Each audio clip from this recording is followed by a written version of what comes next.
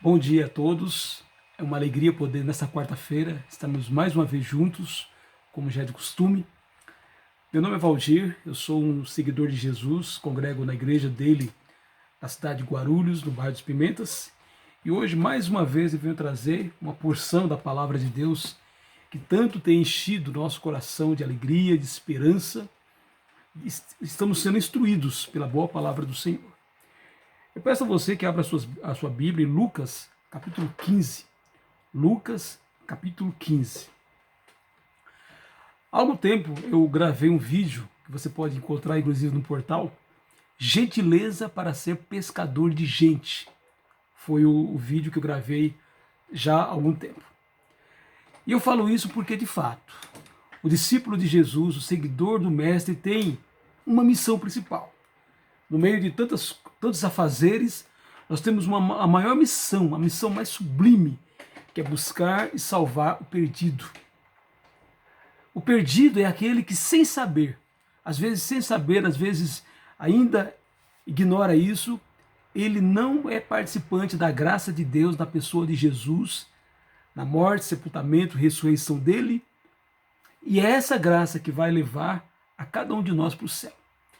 Então, todo discípulo de Jesus, quando tem os seus olhos abertos para a verdade do Evangelho, a sua maior alegria é buscar e salvar aquele que está perdido, conforme Lucas capítulo 19, assim, versículo 10. E é uma alegria quando a gente compartilha a palavra com alguém e essa pessoa aceita, crê, se arrepende, confessa Jesus como Senhor da sua vida, é batizado em nome do Pai, do Filho e do Espírito Santo e passa a ser uma nova criatura habitada pelo Espírito Santo. Por isso que o Lucas capítulo 15, versículo 7, Jesus nos diz: digo a vocês que assim haverá mais alegria no céu por um pecador que se arrepende do que por 99 justos que não necessitam de arrependimento. Na realidade, não há um justo sequer no mundo, né? Todos nós precisamos de arrependimento. Então, há uma alegria, há uma festa no céu quando alguém assim entrega a sua vida a Jesus, desce as águas do batismo e nasce de novo. Porém, a alegria não é só no céu. A alegria é com o corpo de Cristo, a igreja, que se alegra com aquela nova pessoa nascida, renascida em Cristo. E claro, há uma alegria especial com aquele que foi utilizado por Deus para que aquela pessoa chegasse àquele ponto. Eu lembro quando Elizabeth disse para mim: Valdir, eu quero estudar a Bíblia, mas não me venha com essa história de batismo, pois já fui batizada.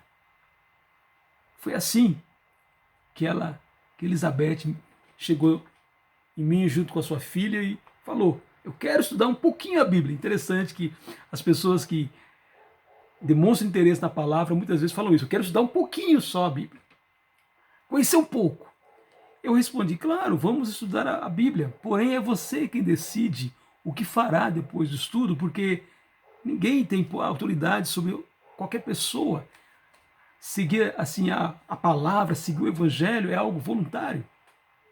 Pois é, passaram-se meses de estudo.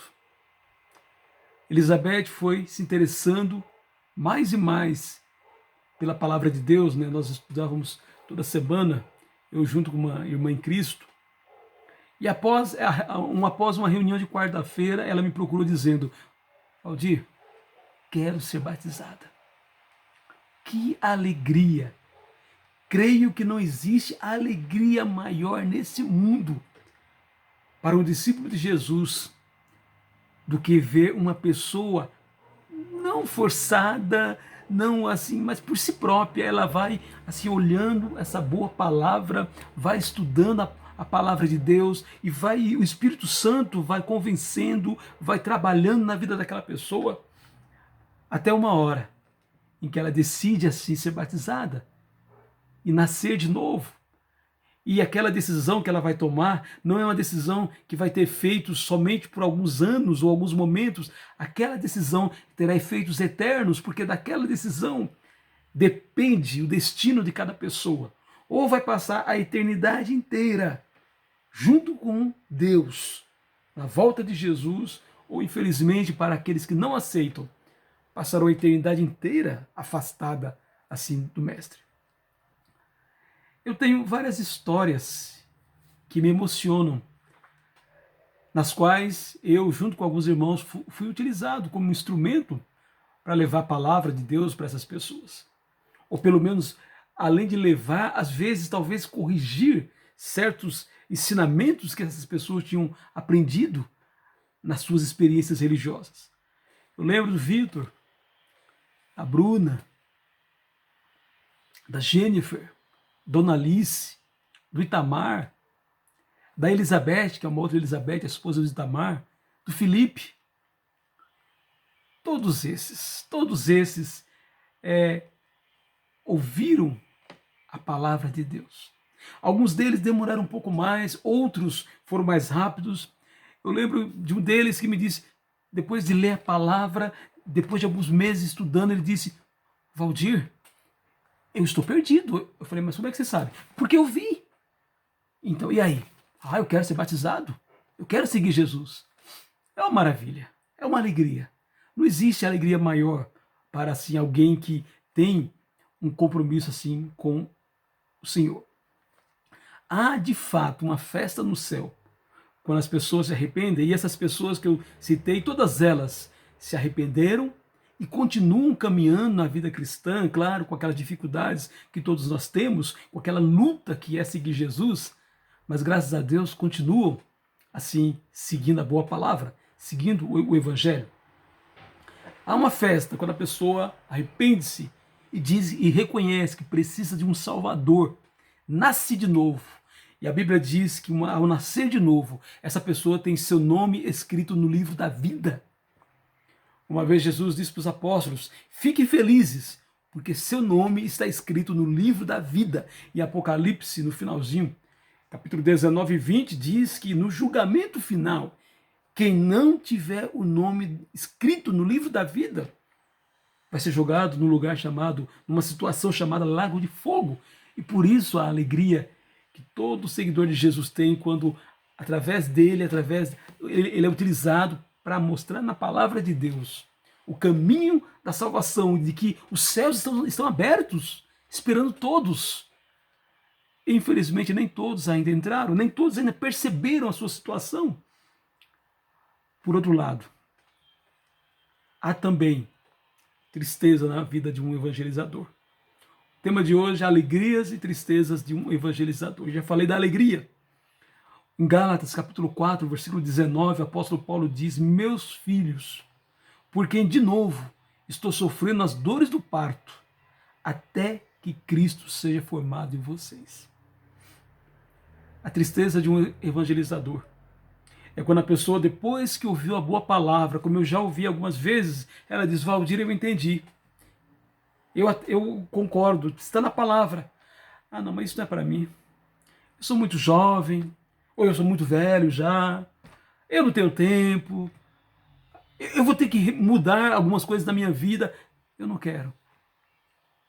É uma tristeza saber que a pessoa chegou tão próximo da salvação e jogou fora. Claro que pode lá na frente voltar atrás, mas se mantiver essa situação, está perdida. Eu lembro de alguns nomes, não vou citá-los, claro. Como eu também lembro de pessoas que até chegaram a aceitar, falaram: eu quero ser batizado, foram batizados em nome do Pai, do Filho e do Espírito Santo, permaneceram na palavra de Deus. E como estava acontecendo com os leitores da carta aos Gálatas, para quem Paulo escreveu esse texto que eu acabei de ler, essas pessoas desistiram. A pessoa ouviu falar de Jesus, em determinado momento pediu para ser batizado, confessando o seu nome, e creu, arrependeu, confessou, foi batizado. Porém, existe um passo importante após o batismo que todo discípulo de Jesus precisa fazer. É o passo da perseverança. É o passo de permanecer seguindo o Mestre. Decidir seguir a Jesus é uma coisa. Agora, permanecer, o que vai realmente contar na eternidade. Não é aquela decisão feita alguns anos atrás, mas é a permanência hoje até a volta de Jesus. O Jesus uma vez disse que haveria necessidade de perseverança, de permanecer. Lá em Mateus capítulo 24, versículo 12 e 13 diz: e por se multiplicar a iniquidade, a maldade, o amor se esfriará de quase todos. Aquele, porém, que ficar firme até o fim, esse será salvo. No livro de Atos, capítulo 2, versículo 42, o Lucas, falando através desse livro, diz: e perseveravam na doutrina dos apóstolos, e na comunhão, no partir do pão e nas orações. O que faz uma pessoa, depois que conhece o Evangelho, abandonar? O que faz uma pessoa saber que que está vivendo agora uma vida, que seu nome está escrito no livro da vida, inclusive, e que sua vida será melhor aqui na terra, apesar dos desafios, mas será muito melhor lá no céu, depois da sua morte, ou depois da volta de Jesus? O que será que faz a pessoa desistir? São muitos os motivos. Na minha caminhada de quase 32 anos na vida cristã, eu já vi muita gente que se alegrou, aceitou, foi batizado, esteve conosco durante meses, até anos. Mas de repente esse irmão, tão alegre inicialmente com a salvação que tem através de Jesus, presente em todas as reuniões assim possíveis, esse irmão que vai vencendo os seus pecados, se tinha uma língua ferina, vai mudando, melhorando, se tinha uma dificuldade de perdoar, vai mudando o coração, às vezes tinha um vício como bebida, assim, como até mesmo drogas, e vai vencendo assim essas dificuldades. Às vezes tinha uma família toda estragada pelo pecado, vai reconstruindo assim a família. De repente, esse irmão vai se esfriando. E são vários os motivos que levam a pessoa a esfriar. Seja por uma crise na vida, às vezes um tempo de desemprego. Eu conheço um irmão que está há mais de 2 anos desempregado, eu louvo a Deus, porque mesmo com esse problema, mesmo passando essa crise na vida, ele permanece fiel a Jesus cada vez mais, e eu me alegro muito com isso. Então é um desemprego, é uma doença, às vezes um relacionamento desfeito, de repente tinha um namorado ou a namorada, perdeu, ou mesmo passou por um momento de divórcio. São tantas as crises na vida que a pessoa às vezes pode ir desistindo.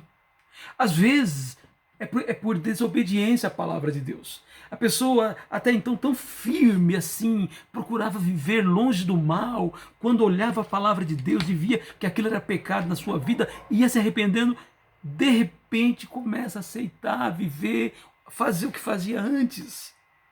Sair com aquela turma para bagunçar, para desobedecer a Deus.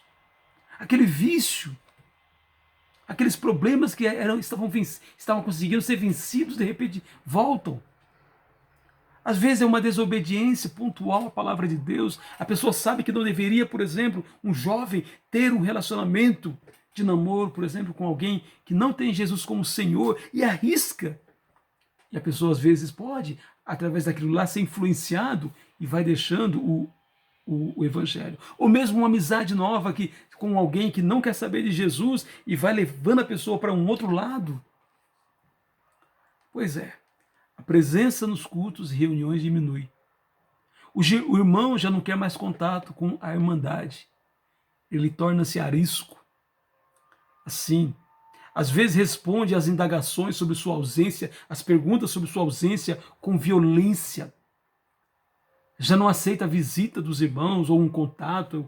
Eu lembro da minha vida, da vida de muitos, quantas pessoas que estavam se afastando, e quem ama sempre, um evangelizador, ele sempre estava buscando trazer, mas também conservar, ajudar o irmão em Cristo que está passando por uma crise na sua vida, seja aí, especialmente quando é uma crise assim no seu relacionamento com Deus. A pessoa já não quer mais saber, a pessoa não quer mais contato, a pessoa às vezes vai visitar, diz que não está. Você quer marcar um café, diz que não tem tempo. E a pessoa vai assim, desistindo. Eu costumo contar uma história que aconteceu comigo, quando eu fui visitar uma pessoa que estava se afastando do Senhor. E essa pessoa, quando percebeu que eu ia falar sobre aquele assunto, ele saiu de fininho, pulou o muro da sua casa, foi para a casa da sua avó. E a mãe dela falou, olha, não quer conversar, não adianta. E eu fui embora. Então, são coisas, infelizmente, essas coisas acontecem na vida de um evangelizador. Por isso, da mesma maneira que o evangelizador sente grande alegria quando alguém se converte, o evangelizador, ele sente grande tristeza quando o irmão querido se afasta, pois sabe que sua vida sem Jesus irá de mal a pior. E se não houver arrependimento, perderá a salvação conquistada por Cristo lá na cruz, aceita no dia do batismo, mas jogada fora. Olha o que o apóstolo Paulo diz em 2 Coríntios, capítulo 11, versículo 29. Quem enfraquece, que eu também não enfraqueça. Quem se escandaliza, que eu não fique indignado. Quem ama, se preocupa. Quem ama, vai atrás. Quem ama, até arrisca a amizade. Quem ama, até arrisca ser mal compreendido, porque quer o melhor da pessoa. Quem ama, a Bíblia diz, Romanos 5,5, que o amor de Deus é derramado nos nossos corações pelo Espírito Santo que nos foi dado. E é esse amor que faz com que a gente se preocupe. O evangelizador, ele sofre, ele se preocupa, ele vai atrás. No que depender dele, ninguém vai perder sua salvação. Claro, e depende muito pouco, porque depende da ação de Deus, mas também depende da pessoa abrir seu coração. Essa é a vida, meu irmão, de um evangelizador. Todo aquele que evangeliza, não porque é obrigado, não porque tem medo de perder sua salvação, não. Ele é tão grato pela salvação que tem em Jesus, que faz questão de contar a todos e aproveita todas as oportunidades. O evangelizador que tem um compromisso com Jesus não tem chuva, não tem sol, não tem frio, não tem tempo ruim, não tem distância. Quando aparece alguém interessado na palavra de Deus, o evangelizador de Jesus, o servo de Jesus, o obreiro, está sempre disposto a compartilhar a boa palavra.